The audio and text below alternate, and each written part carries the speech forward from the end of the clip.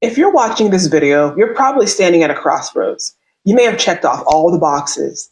Career, check, moving along. Maybe family, check, doing well, the whole thing. But you're still waking up at 3 a.m. with that old knot in your stomach, asking, is this really all there is to my life? And now you're terrified that if you make a change, you'll lose everything. Or maybe you're afraid it's already too late. So I'm going to be straight with you today about what starting over at 40 actually looks like and what you can do to do just that.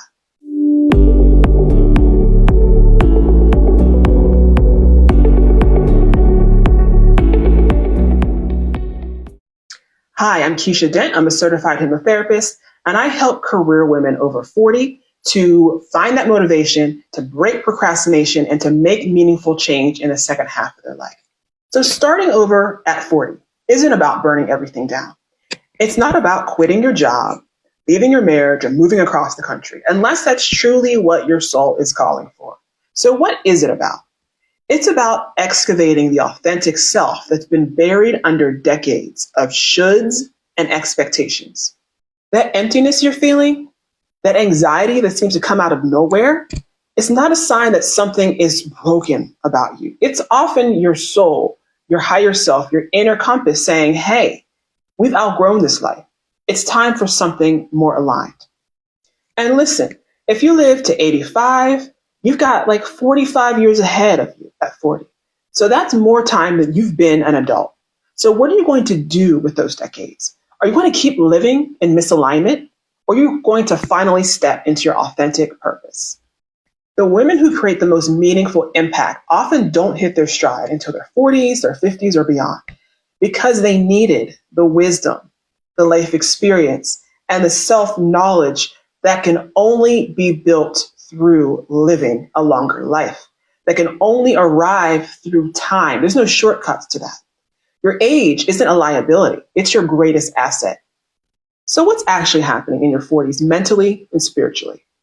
Your brain is literally doing like a life structure review, right? So it is reassessing every choice.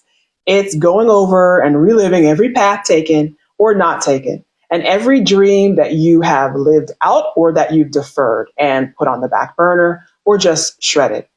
And this isn't a malfunction, it's your psyche. It's your psyche working as it should, preparing you for the second half of life. It's doing a review, learning what it's learned, and wanting to apply it to the future. You're also becoming acutely more aware of time in a way that you never were before. Okay, mortality isn't something that's an abstract thing that you kind of knew would happen to you in the back of your head, like it was in your teens and 20s, right? It's something that is becoming more of a presence in your life. It begins to show up in those nighttime silent moments when you're thinking there with your thoughts, when you're watching and becoming aware of the change that's happening around you in the world. You see culture shifts. You see younger generations getting on your nerves in the way that reminds you of the ways that you got on your nerves to the people older than you. And while all of this can trigger anxiety, it's actually a gift. It's your internal alarm system saying, wake up, you don't have forever. Many women also experience what's called a dark night of the soul in their 40s. So the belief systems and the identities that might have been okay that you sustained in your past, they can start crumbling. And it feels like you're losing yourself. It feels like something is unraveling and falling apart. But often this is not the end of the story. It's a time of transition and transformation. You are losing something, but what you're losing is the false self that you constructed to survive and to fit in.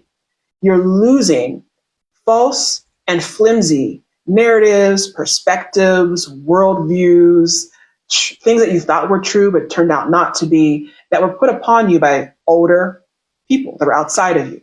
And you're beginning to develop your own truth. This is important and sacred work, even when it hurts. Your intuition is also heightening. Like that inner knowing that you might have dismissed before becomes just impossible to ignore. And this is your guidance system really coming online. These aren't signs of a breakdown, they're signs of a breakthrough. Hi, editing Keisha here from the future. So there's one thing that I wanted to say that I totally forgot to put into this presentation. I forgot to bring it up.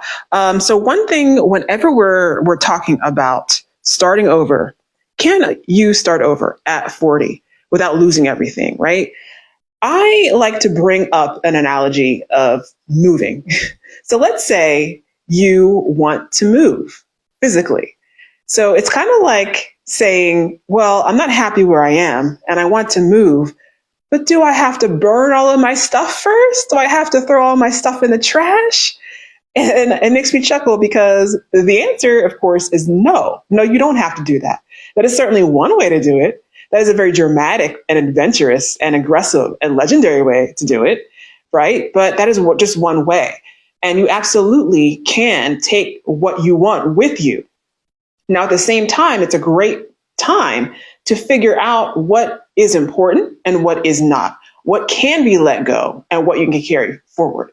And in fact, during most moves, it will require you to get rid of some things and to leave some things behind, right? So that's super important. So I wanted to just kind of bring that up because we have to kind of reframe how we think about starting over, quote unquote, at 40. Even though we use this term a lot, and I'll probably continue to use it, it's not really starting over. What you're doing is making a transition and adjusting and letting things leave and bring things on with you. And it all starts with deciding what is important for you to carry forward and what is not important. And it's time for you to let it go and put it down. And this all starts with inner work. It starts with asking some questions and spending some time with ourselves. So I just wanted to mention that. Okay, back to Keisha and on with the video. Thanks. Okay, so how do you actually restart your life at 40? So here are the steps. So first of all, question every should in your life. Write them down. You can start with, I should stay in this career because I've invested 20 years. I should be grateful and not want more. And then cross out the word should and ask, is this actually true for me? Number 2 is to reconnect with what you loved before it was impractical. So what did you do before you learned to play it safe? Spend some time with this. Journal on this. Because that version of you is so powerful and it's so truthful.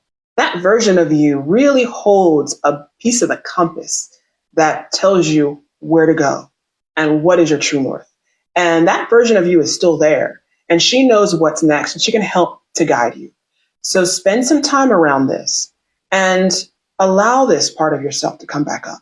Number 3 is to address the subconscious beliefs running the show. So this is where hypnotherapy comes in.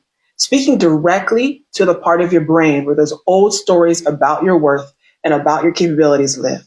It's so important to do this work in order to really free you up to live the second half of your life in the way that you want to. So what about these specific situations? What if you're starting over after divorce? So this is something that can be quite common when we enter this part of our lives. And what I want you to do, I just want you just to make one decision this week based solely on what you want, not what your ex wanted, not what keeps the peace. So you want to begin to learn to practice your autonomy in small ways first. And it's important to learn how to begin to trust your own self and how to trust it in ways that you may not have before. Really think about and feel free to list out all of the ways where things might have been easier for you, right? When you were in a marriage, when you were in a committed partnership. And what ways, when you're starting over and learning to do this and live on your own, does this now become scarier? Just pull them out in the full light of day and take a look at them. And then begin to practice autonomy in small ways.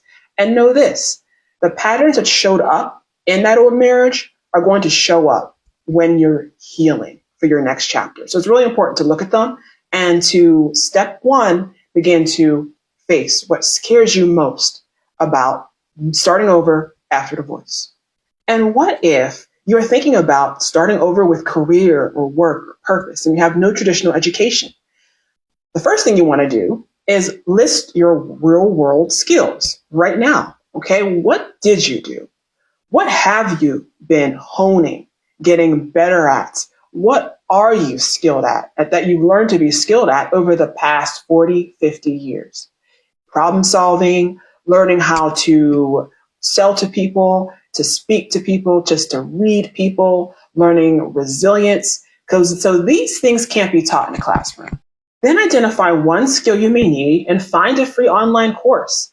You often don't need a degree in order to create meaningful change and to find work that is fulfilling and rewarding. What you need to do is demonstrate what you can do. So your life experience is your credential. It is your resume, and it always can be reworked to your advantage. I just want you to know and remember that the path forward isn't about having all the answers. It isn't about seeing the whole path out before you in the full light of day, right? It's about being willing to listen to what is going on beneath you and inside of you, what that part of you is trying to tell you, trusting that you have handled so much and can handle anything that comes your way, and being able to take one step at a time. I've worked with many women who were at this exact crossroads, and these women often thought, they were so terrified, thought they were broken. They believed it was too late for them. They were terrified of making the wrong move. But here's what I've learned. The ones who felt the most hopeless often transform the most dramatically. And this is because they're finally ready to stop fighting themselves. They're ready to make that step and to start working with their true nature. That's why I created the Midlife Metamorphosis Method, specifically for women at this sacred threshold who are tired of feeling like they're dying inside while everyone around them thinks they have it all together. Here's what makes it different. Most approaches treat your midlife anxiety as problems to fix, right? Something to cope with, something to bandage up. They want to medicate it. They want to silence it. They want to shut it down. They want to give you pills and coping strategies alone. But the Midlife Metamorphosis Method recognizes these feelings as messengers. It's your soul's way, your inner self's way of saying you're living out of alignment with your authentic purpose, that times are changing, you're getting stronger, and it's time to live into your purpose. You're running out of time.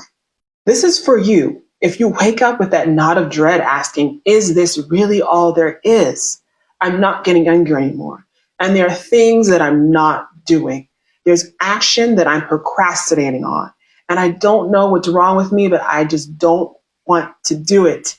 I know something's wrong, but I'm not making that change. If you feel disconnected, despite trying everything, if you're terrified of reaching 80 and looking back with all those what ifs still haunting you, this is for you. And here's what I know you already know deep down. There's action you're not taking. Life is passing by while you're procrastinating, paralyzed by fear, staying in place. You can feel the days, the years slipping through your fingers, and that awareness is eating at you. I know I've been there. The fear of making the wrong move has you making no move at all. And that might be the biggest risk of all of them.